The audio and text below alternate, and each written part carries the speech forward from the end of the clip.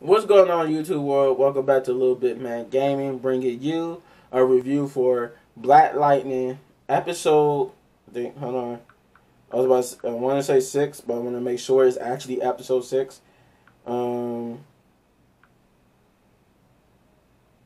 Yeah, episode 6. The Book of Ruins, chapter 2, Theseus ship. But first, before we get into that, if you could do me a favor and hit that like, subscribe, share, and hit that notification button. Also, leave a comment down below what you thought of this episode. Was it good to you? Did you like it? Did you really like it? Did you like the political view that it took with this episode? Let me know in the comments down below. Also, for those who are not subscribed to the channel, hey, do all the great things I just said before. Hit that like, subscribe, share, do all that. Subscribe, become part of the tribe. What are you waiting for? Do it. Come on, become part of the family, become part of the tribe, and let's grow this thing together. Let's blow this thing over, because I am the hottest, newest gaming channel on YouTube / review channel / reaction channel / sometimes cooking is. I got a cooking video out there. Sometimes cooking. Yeah, sometimes I review from movies, TV shows. I had somebody ask me, do I do anime? I do anime too. It's not really. I haven't been watching that much anime lately, but I do love anime. I'm an anime fan. I love Dragon Ball Z. So I will do. If you got a show you want me to do that's anime that you want me to review, hey, I will watch it for you. I am here to make you and entertain you and make you happy and entertain you and brighten your day. Those who are subscribed, thank you, love you, appreciate you. And the new subscribers too, love you, thank you, love you, appreciate you. Just need you to just keep doing the same thing you've been doing, which is watching, liking, and just share. And hey, everything's Gucci. Now, we're all that out the way because it's a goal to 100 subscribers. And we almost getting there. We're almost halfway. We're not quite there yet, but we're finally reaching the halfway point of the goal of 100 subscribers. So that's why I say I appreciate those who are subscribed, and those who are not subscribed. All you have to do is subscribe right now. Once you see this video, subscribe, and we can get to that halfway goal just like that. Just like Thanos snap, right? But let's get into this. So a quick little synopsis about what this episode was about. And it says Jefferson crosses the line with Lynn. Anisha shares some important news. Tobias makes a surprising move. So the reason why it's called Theseus ship is because if you watch WandaVision or ever heard of it, the basics of the Theseus ship project notion is that if you replace a part of something over time, if that thing is still the same thing or something different, and this is in relation to the fact that Jen, they're saying the reason why this episode called Theseus ship is because is Jen still Jen, right? And over time, Jen, they what makes a person a person? Is it what you look like on the outside?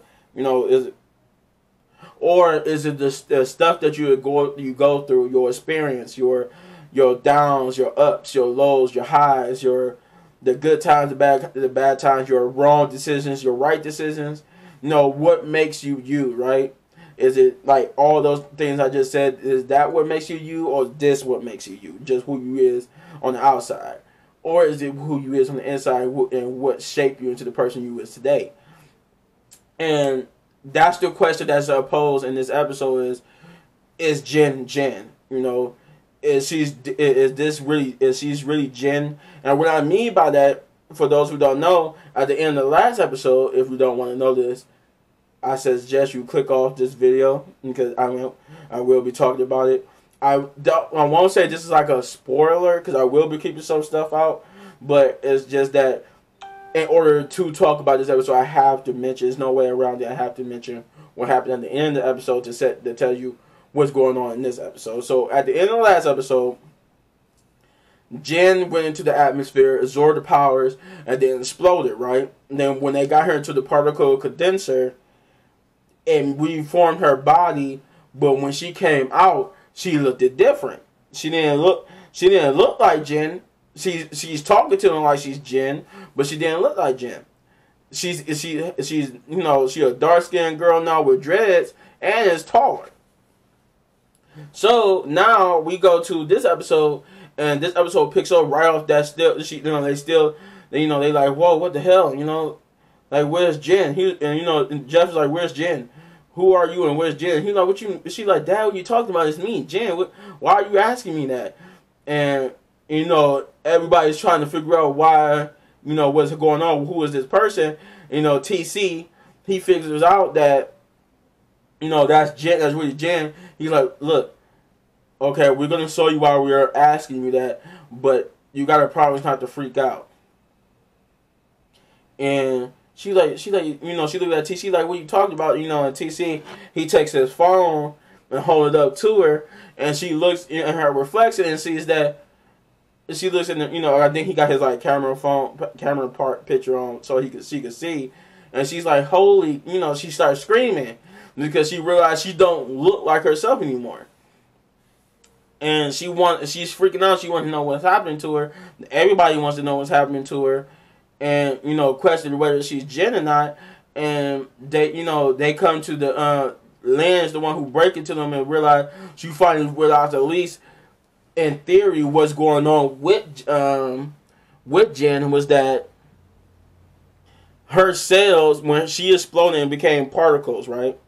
Her cells, when they was reformed by the particle condenser, it forced her not just the particles of her powers, but her cells inside her to express themselves in a different way. And when she expressed herself in that different way, in her case, her cells made her express herself in a different way by changing her appearance and height and voice. So she went from being a brown skinned short girl with shorter hair than mine to this tall, dark skinned girl with dreads. And like by tall, she's taller than. She's taller than her own sister. I'm about to say daughter. She's taller than her own sister. She's taller than the big sister now. And they even make fun of it. She said, you need to be in the WNBA now. Your ass so tall. But it was Grace who calmed everybody down. Grace is the one who calmed everybody down and revealed that it really is Jen, because she could use her leopard, because she's a shapeshifter, and she could shapeshift into a leopard. And using that power of the leopard, she could smell Jen's scent, and she said the scent of Jen never changed. So she said that the scent that this person is giving off is the scent of Jen. So she said it really is Jen. It smells like Jen and everything. It's just her appearance is different. And it was Grace. And this episode, I love how they gave Grace a good showing. Grace, the one who came to the rescue. She helped Jen understand that, because what Jen is dealing with is something similar that Grace has been dealing with her whole life, being able to control what form she's in. She struggled controlling her shapeshifter powers, and sometimes she'd be stuck in another form. But she said the way you deal with it is not focus on. She told her not to don't focus on being lightning and what you used to be. Focus on just you right now. And try to get back to some sense of normal, and eventually, if it's possible, you will revert back to your original form. And it was it was Grace who basically calmed Jen down, and Jeff and them, they still talked about how this was possible. Did the machine not work right? TC said no, the machine worked perfectly. He made sure. So it wasn't that the machine malfunctioned. It was just really what Lynn said. Her particles just shifted who she was. I'm trying to figure out what else happened here. So yeah, then the Grace is Jen talking, At one point, Jen ended up talking Anissa into going on the honeymoon. Because Anissa finally came clean to at least Jen about the fact that she got married to Grace right after Grace woke up from her coma and stuff. So Jen convinces Anissa to go on the honeymoon with Grace, and that whenever they get back, they do what they have to do there, and that's what Anissa and Grace end up deciding to do. Is that once they come back from the honeymoon, they will tell Jeff and Lynn about the fact that they got married. What else? I'm trying to figure out what else happened.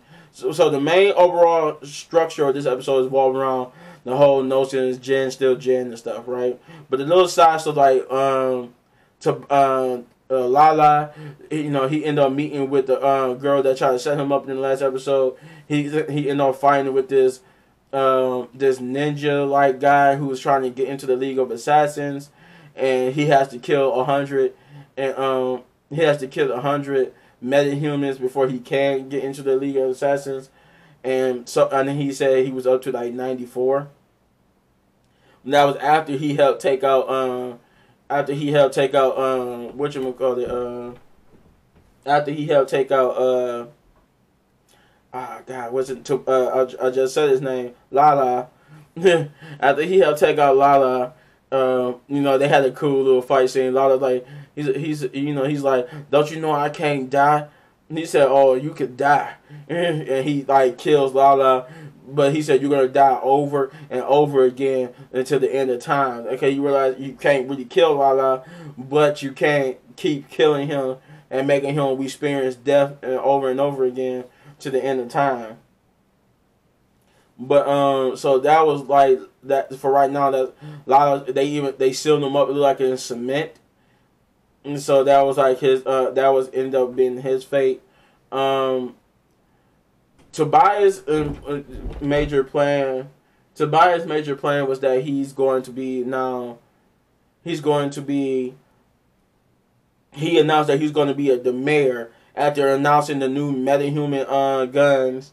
The metahuman task force guns. He announced also that in a tribute to the late great mayor, he's going to be running for mayor to take his spot, which upsets the Pierce family because they know that could have no good deed coming with it, and they know Tobias is coming after them one way or another, right? But yeah, Jeff, for the most part, avoids Jen in this episode because he doesn't want to face Jen because he thinks it's not Jen and he thinks something wrong with Jen. But it took Gamby and them to convince him that this is probably the new norm now for them and Jen, and that they're gonna have to get used to it. That there's no way to fix her because there's nothing to fix. It's still Jen and just her cells because of what happened. It's a unique situation that because of her cells and her being particles, when they reformed, they just changed what she looked. She changed what she was on the outside, but she's still Jen on the inside. And that's the whole point of the Theseus ship, was that everybody is going around questioning whether it's really Jen, but is just because you replace something over time, does that make it something different, or is it still the same thing on the inside no matter how it looks on the outside? And we come to find out that the answer is yes, that no matter what changes on the outside, the inside is still Jen. So they come to terms that Jen is still Jen. I won't spoil too much other than what happened to Jen. They did have a great political view, which was a tribute to Breonna Taylor. And to set this up, in the first episode, they had a tribute to Trayvon Martin and Elijah McClain. And the way how they did that was, it was mostly like Elijah, but with a little mix of Trayvon, where he was just walking down the street with his violin, but he also had a hood on. He had a hood on, and he had some Skittles in his back pocket. And he's walking, and the police just out of nowhere just stops and harasses him and starts beating on him. And Jeff intervenes and saves him. And the director said that what he's trying to do was so that in these same people in this universe never die because there was Blacklighting there to save them. So in this episode, the tribute to Breonna Taylor was, before I get to that, the police chief, though she doesn't make an appearance in this episode, we find out thanks to the dude that Henderson and told him to always look to Blacklighting in case something ever happens to him. We found out that he not only did he reveal to Jeff that Lala wasn't the one who killed the mayor, because they found out that the bullet that killed the mayor was magnetized by metahuman standards, and that Gambit even found out too that where the bullet came from was too far even for the record recorded sniper attempt. Like, I guess there was a world record for the distance between a sniper and his target, and they saying where the bullet came from was even farther than that, like humanly possible farther. So they end up figuring out it wasn't Lala. They convinced at the same time convincing Jeff that he can't avoid Jen. He needs to talk to Jen, because they all accepted that it's Jen, and he's just like the last one who haven't. He's revealed and then this goes into the scene where it's revealed that the bullet was magnetized, and that the task force was basically set with these no-knock warrants to go and bust into these people's house, because the chief is on like a manhunt for not only Lala but for metahumans, for Lightning and the other metahumans that was responsible or that was there that night of the attack of the mayor.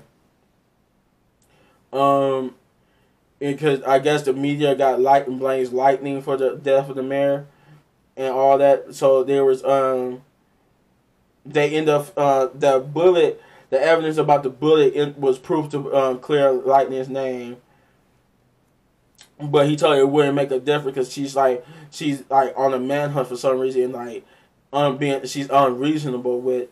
But they realized that this manhunt is gonna be a slaughter fest because everybody got guns, right? Everybody got guns after what happened with the Markovians and what's going on currently with the chaos in Freeland. Everybody's strapped up, so it's only going to end badly because people might, if these no-knock warrants, they know for a fact that the police are going to get fired on them because they don't got to knock and say who they are. They can just bust into your house, right?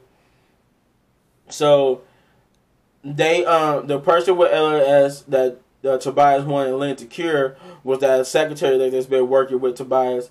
And this leads into the argument with Jeff about what he crossed the line. In the little synopsis, say he crossed the line with Lynn, and this is how he crosses the line.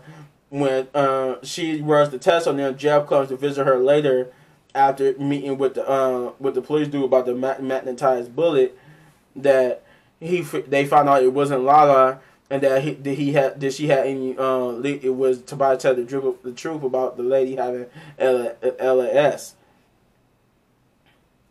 And she was like, not only was Tobias telling the truth, but there was something else. She also has the meta gene. So it's either she's a meta or just has the gene for the meta. It's not really known for sure. At this point, because of what Jeff found out, they suspect that it's her who used the magnetized bullet to kill the mayor, but they don't know it's actually the male hitchman for Tobias that did it, that guy.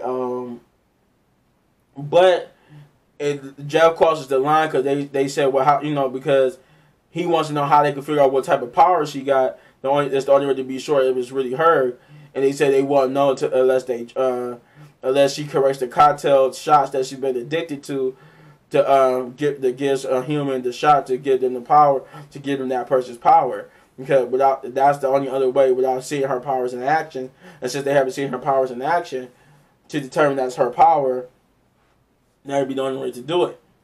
And she realizes that because of the way she made the shots work, she'd be the likely candidate to do it. And but Jeff, he crosses the line by not caring that Lynn has to be the person to do it, and Lynn's been addicted to these drugs. So he's like, so do it. She was like, but do you not care about my sobriety? I'm trying to stay sober. What you mean, dude? How can you say that to me?